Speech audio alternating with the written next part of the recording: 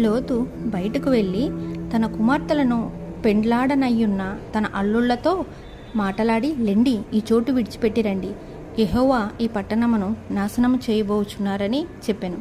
అయితే అతడు తన అల్లుళ్ళ దృష్టికి ఎగతాళి చేయువని వలె నుండెను. తెల్లవారినప్పుడు ఆ దూతలు లోతును త్వరపెట్టి, లెమ్ము, ఈ ఊరి దోష శిక్షలో నశించిపోకుండా నీ భార్యను, ఇక్కడనున్న నీ 2 కుమార్తెలను తీసుకుని రమ్మని చెప్పిరి. అతడు తడవు చేసెను. అప్పుడు అతని మీద యెహోవా కనికరపడుట వలన ఆ మనుష్యులు అతని చేతిని, అతని భార్య చేతిని, అతని 2 కుమార్తెల చేతులను పట్టుకొని వెలుపలకు తీసుకుని వచ్చి ఆ ఊరి బయట నుంచిరి.